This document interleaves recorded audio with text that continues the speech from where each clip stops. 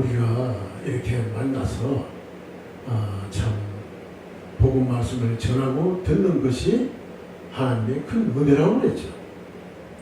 그 사랑 속에는 예수님의 십자가의 피가 없어서는 우리 자체로 오늘 모일 수가 없었던 것입니다.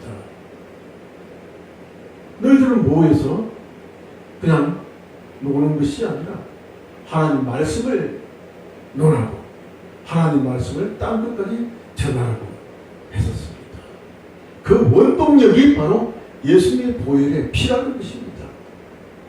오늘 그 예수님이 하셨던 그 말씀 중에 한마디를 제가 전하도록 하겠습니다.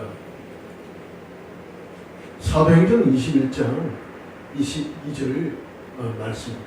제가 읽어보도록 할게요.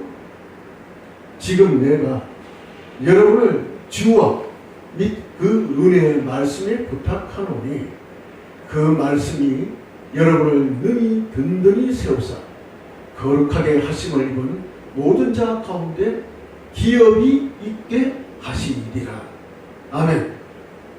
오늘 이 말씀 거룩하게 하심을 입은 모든 자 가운데 기업이 있게 하시라고 말씀을 하고 계십니다.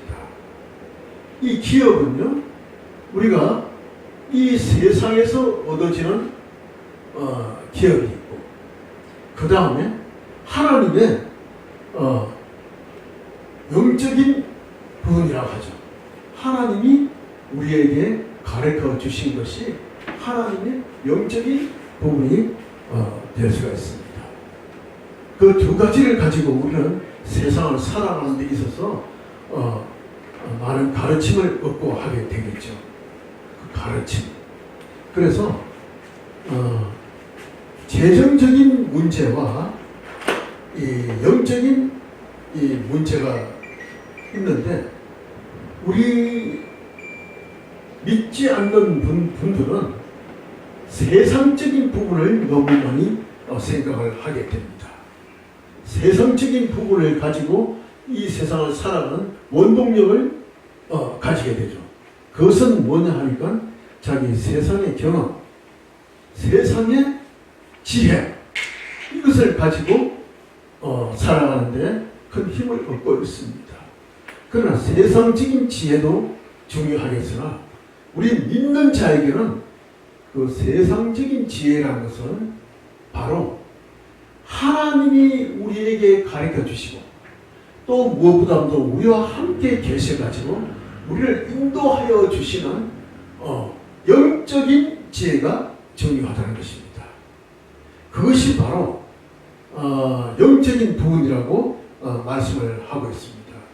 그것이 재정적이나 심리적이나 그 다음에 모든 것을 내가 통과를 해주는 나의 감정 조절이라든가 이런 모든 부분이 세상 지혜만 가지고 조절이 된다고 생각하지만 그렇지가 않다는 것이에요.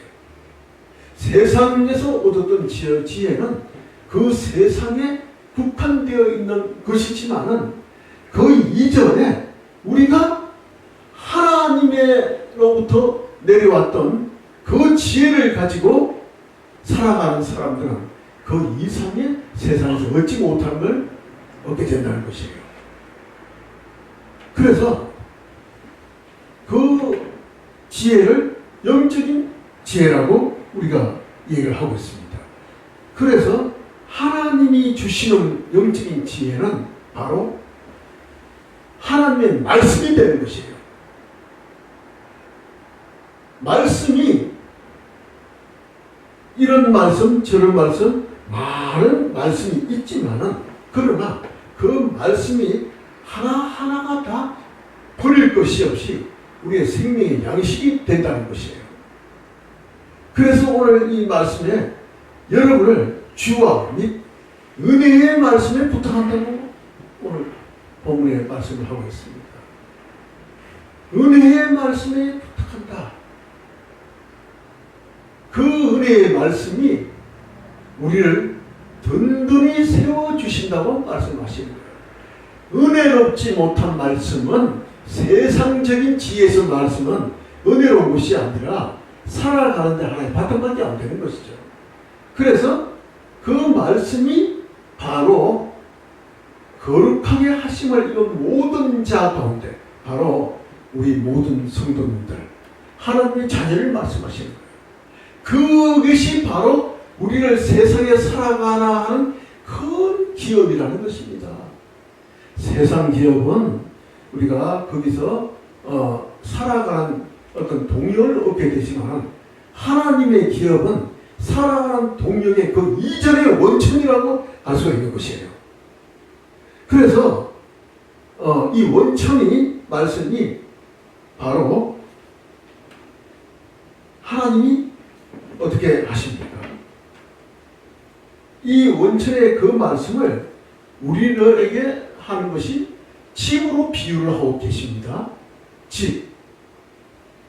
우리가 잠을 자고 모든 숙식을 해결하는 이런 나의 거주지가 집이라고 생각하지만 내가 왔다 갔다 하면서 이 세상에 쌓아가는 모든 그 타원을 전부 집이라고 하나님은 말씀하시고 계신 거예요. 내가 집 속에서 밖에 나오는 밖이라고 생각하지만 그것도 하나의 집이에요. 하나의 테두리라고 하나님은 말씀하십니다. 그래서 그 테두리를 우리가 잘 완성해서 살아가는데 어려움을 없게 하려면 우리가 집을 지으면 어떻게 합니까? 집을 기초를 잘 놔서 집을 지어야 집이 무너지지가 않지 않습니까?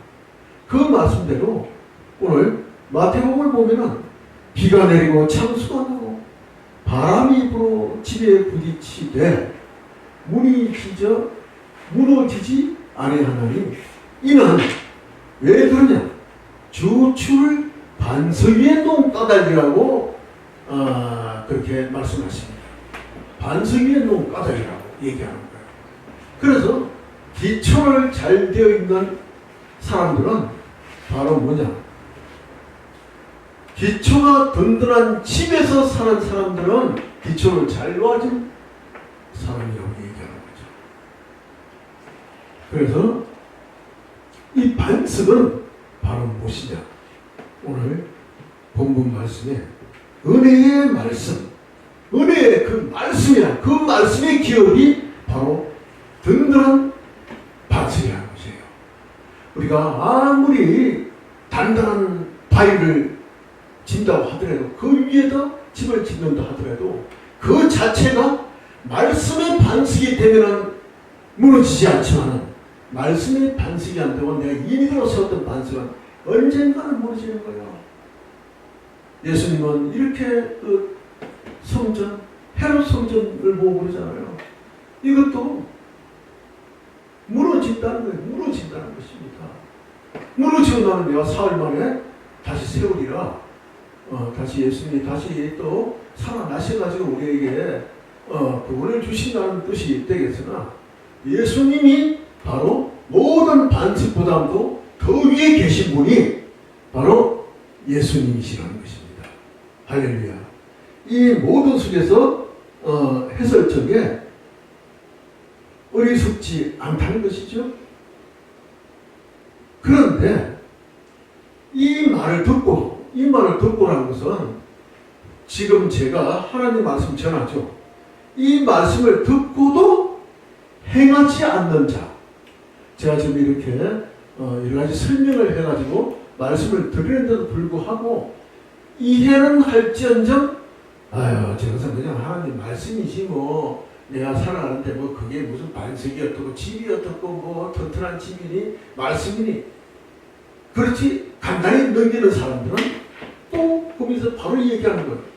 나의 이 말을 듣고 바로 주님이 얘기하는 거야. 얘기를 해도 못 알아듣는다는 거야. 행하지 않고 지 마음대로 고집해가는 사람들이 대부분이라는 거예요. 그래서 이 말을 듣고 행하지 아니하는 자는 그 집을 모래 위에 지은 어리석은 사람 같으리니 어리석은 사람 어리석든 말든 아니 난 내대로 살아가지. 그런데 그 뒤에 말이 또 하신 거예요. 그래 넌 그렇게 생각할 줄 알았다. 예수님이 그렇게 생각해요. 그래서 그 뒤에 나온 것이 비가 내리고 창수가 나고 바람이 불어 집에 부딪히네. 비가 오고 여러 가지 태풍이 오실 때 무너져서 그 무너짐이 심하니라. 내 말을 듣지 않고 이 마음대로 행하면 이것은 우리의 삶이 모든 하나의 집이라는 거예요. 지구촌도 하나의 집이라는 것이에요. 이것이 무너져서 그 상한 것이 심하니라. 그것이 무너졌다고 해가지고 여기에 그래도 하나님은 은혜의 말씀을 하고 계십니다. 무너짐이 심하니라고 말씀을 하셨지, 무너지면은 전부 다 죽으리라 이런 말을 하지 않았어요. 우리 모든 것이 다 무너져가지고 세상에 엉망이 되고 나면 죽는다고 생각하지만 무너짐이 심하다고 예수님은 그렇게 얘기합니다. 바로 너희들이 그것 때문에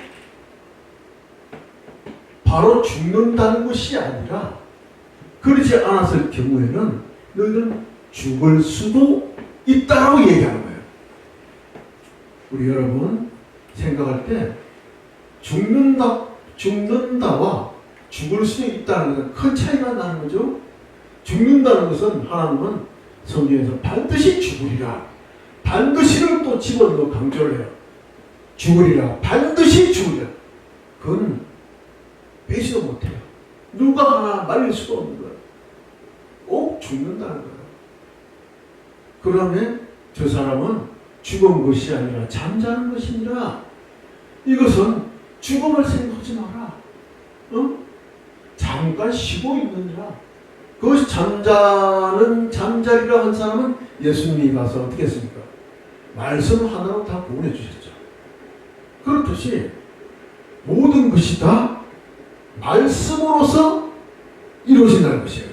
은혜의 말씀에 부탁하노니 그 말씀이 든든히 세우사 거룩하심을 입은 모든 자 가운데 바로 우리 집이 있게 하여 하십니다. 은혜의 말씀이라는 거예요. 바로 그 은혜의 말씀은 오늘 말씀하시는 생명의 말씀이 되는 것입니다. 생명의 말씀을 가볍게 듣지 않고 내가 마음속에 새기는 사람들은 뭡니까? 반석이의 집을 지은 지혜로운 사람 같으리니라고 말씀을 한 거예요. 집을 지을 때 세상 지혜로만 지었던 사람들은 그게 비가 오면 반드시 무너진다는 것입니다. 안 무너질 수가 없죠. 그런데 예수님의 말씀으로 지었던 집은 어떻게 해요? 절대 무너지지가 아니한다라는 것을 오늘 말씀하고 계십니다. 그래서 예수님이 말씀을 행하는 자, 이 야고보서 말씀에 한번 보면요, 이 행하는 자에 대해서 말씀한 구절이 있어요. 그래서 이 구절을 제가 한번 길기 때문에 한번 읽어볼게요. 너희는 말씀을 행하는 자가 되고 듣기만 하여 자신을 속이는 자가 되지 말라. 이건데 이게 참 희한한 게요. 듣기만 하고 행하지 않는 건 행하지 않는 걸 생각하는데, 행하지 않는 사람은 자신을 속이는 사람이라는 것입니다. 이해가 참 힘들죠? 듣기만 하고 자신을 속이는 자가 되지 말라. 누구든지 말씀을 듣고 행하지 아니하면 거울로 자기의 생긴 얼굴을 보는 사람과 같아서 제 자신을 보고 가서 그 모습이 어떠했는지를 곧 잊어버리겠거니와. 그 다음이 오늘 주제가 나온 거예요. 자유롭게 하는 온전한 율법을 들여다보고 있는 자는, 온전한 율법이라고 했습니다. 자는 듣고 잊어버리는 자가 아니요 실천하는 자니, 라스트에 이 사람은 그 행하는 일에 복을 받으리라. 할렐루야. 모든 일에 있어서 정함이 있는 사람이라는 것입니다. 이 엄청난 율법도 듣고 잊어버리지 않는다는 것이죠. 그래서 행하는 자는 복을 받는 사람이라는 것이에요. 우리가 유대 민족이 광야로 지나갈 때 모세에게 여호와께서 나타나가지고 이 너희들을 숫자를 계수해봐라고 했습니다. 그때가 언제냐면 출애굽한 지 2년 2월 첫째 날이에요. 그때 20세, 20세 이상 사람들만 전부 모아가지고 계수를 하라고 했어요. 그래서 계수를 해봤더니 유다 족속이 유다파죠. 유다파가 숫자가 제일 많고 므낫세파가 숫자가 제일 약했어요. 그게 총 60만 3,550명이라는 숫자가 나온 거예요. 근데 그 숫자는 20세 이하는 다 뺀 숫자입니다. 그러니까 엄청난 숫자를 계산한. 계산 목적은 무엇입니까? 다음 전쟁을 대비하기 위해서 점검을 해보라는 것이야, 여호와께서. 그래서 이 모세가 전부 점검을 다 하고 각 지파마다 또 지휘관을 세우고 전쟁 대비를 했어요. 그래서 하나님은 나중에 축복을 주시지 않습니까? 그 무리를 이끌고 나가서 가나안을 다 점령하고 이끌어 나갔던 것이에요. 그것도 말씀을 듣고 그대로 이행을 했던 모세에게 또 그 모세의 후임자라도 복을 받고 나간 것이에요. 그런데 하나님이 계속하라고 해서 계속한 것인데 다윗왕은 어떻게 했습니까? 하나님하고는 관계없이 물어보지도 않고 어느 날 갑자기 심심한데 이거 계수나 한번 해볼까? 그래가지고 이런 계수를 다 시킨 거예요. 그러면은 하나님한테 물어봐야죠. 그다음 하나님은 반드시 이유가 있고 목적이 있어요. 그런데 심심하니까 계수한다는 게 돼요? 숫자나 맞춰보자고 했는데 다윗도 또 여러 가지 뜻을 어긴다는 생각은 안 했었죠. 결과적으로 뜻을 어겼어요. 그랬더니 하나님이 지 마음대로 했다는 배로 해가지고 전염병을 보내가지고 엄청난 말씀 다윗의 죄를 물어버렸죠. 이렇듯이 하나님 일은 행하라 하는 것은 반드시 행하는 것이고 그냥 밑도 끝도 없이 갑자기 내 뜻대로 계수를 한다는 것은 말이 안 된다는 것이에요. 이 계수는 함부로 하면 되는 것이 아니에요. 그런데 하나님한테 묻지 않고 우리가 보통 일반적으로 계수하는 것은 그건 비성경적인 것이 아닙니다. 교회 성도들이 숫자가 얼마나 되느냐? 그 계수하죠. 그게 비성경적이 아니고 그대로 한다는 것이에요. 그래서 우리가 오늘 항상 하나님의 뜻을 따서 행할 것이고 그 다음에는 그 말씀 하나님의 말씀이 내 주위에서 함께하고 모든 일에 하나님 말씀을 따라서 행하는 사람은 뭡니까? 비가 와도 무너지지 않는 반석 위에 진 집과 같다는 것입니다. 그래서 언제나 하나님 말씀에 따라서 행하고 말씀을 가지고 세상 지식을 이겨나가는 성도님이 되시려면 능치 못할 일이 없다는 것이에요. 언제나 그것은 뭡니까? 든든하게 세우사 거룩하심을 입은 모든 자들이 기업이 있게 하십니다. 할렐루야. 우리는 오늘 본문 말씀대로 하나님 말씀을 잡고 올라서서 든든한 기업이 되시기를 주 이름으로 축원합니다. 할렐루야. 아멘.